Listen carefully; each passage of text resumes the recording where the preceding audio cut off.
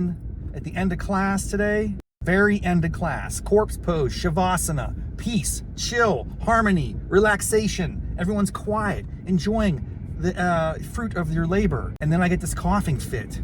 Now, do I just let it go unleashed? No, I hold it in. That means my Shavasana is the opposite of Shavasana. It's the Anti-Shavasana. It's the most unpleasant, stressful, unsettling corpse pose you will ever have.